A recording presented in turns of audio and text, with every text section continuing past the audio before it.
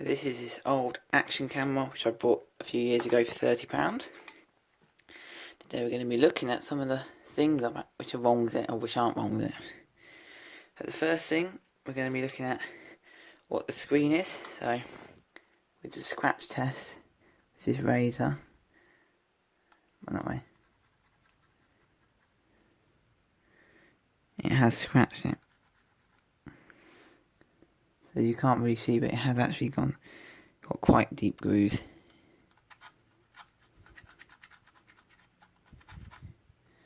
Into the screen. So from the front, we have more the body made of plastic.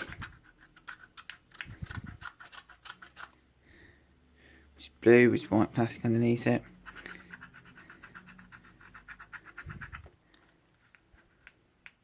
HD, then we have a mode button. Again, all made of plastic down the side. We have the adjustment buttons, which are also made of plastic. Then we have a micro HDMI and a micro USB, both well secured. Have this grippy body, which is also made of more plastic. The entire body is really made of plastic. Move on to the lens, which is glass but does scratch. Has scratch. Then we're going to be looking at what's inside of it. So if we go to the bottom, have the battery port, which opens to reveal a 900 mAh 3.7 volt lithium polymer battery. So the first step of the teardown is to just get the knife. The front just pops off to reveal the internal body, which has 4 screws.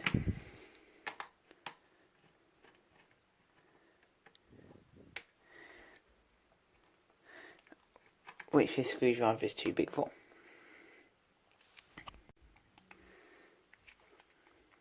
To remove this, you can unscrew.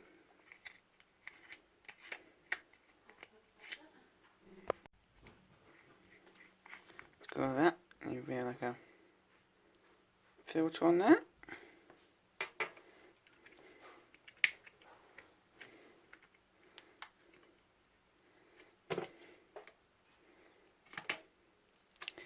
Last corner.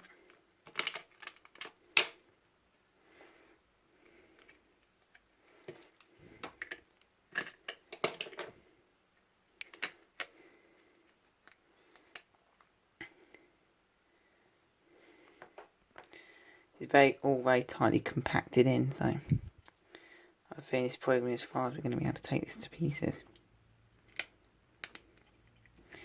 There we have the speaker. You can just see a little gold circuit board in there.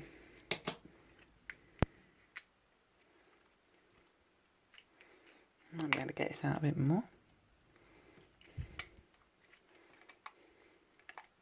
Hey!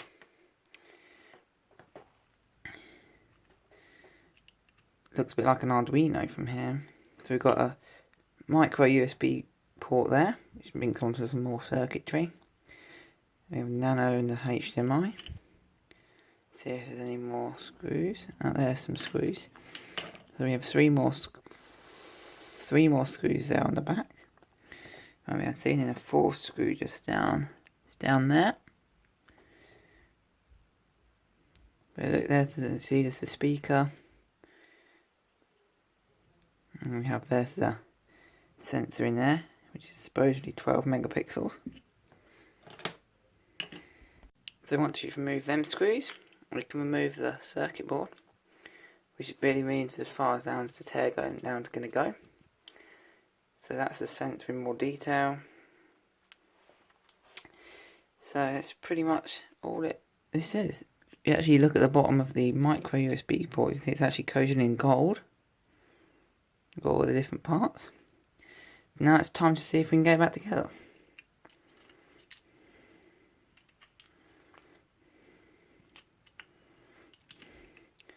Got to put all the screws back in.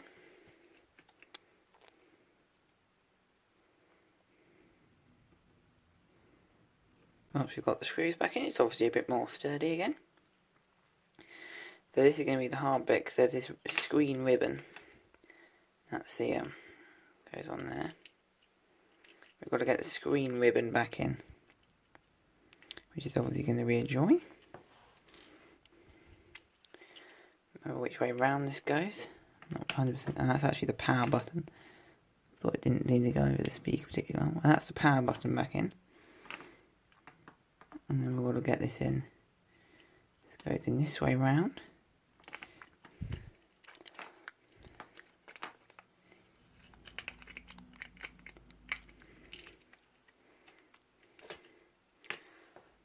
Let's pause this for a second. So while I was trying to get the screen ribbon back in, I decided actually probably the best idea just to actually take the screen out and then put that back in. So as you can see, it's just got that plastic cover is actually like a plastic screen protector, which is the bit which scratches very easily. And we just have the little LCD display. As this has been difficult to put that together, we're going to see if it's got any life left in it. I'll just put the battery back in quickly.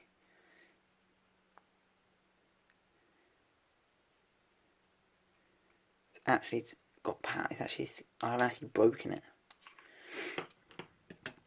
Whew. So I'm going to try plugging this in because it's a bit, the battery's too flat.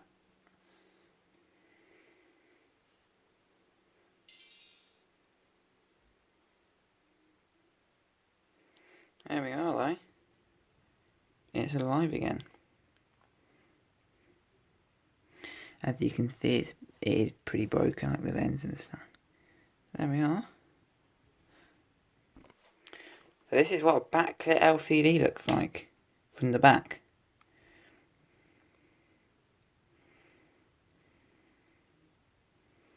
Pretty cool. Except for some sort of like minor issues, it is working action camera, which does turn on if it's got enough charge in it. Come on, turn on. Which at the moment it hasn't. So there we go. You can take them to pieces, but it doesn't necessarily go at the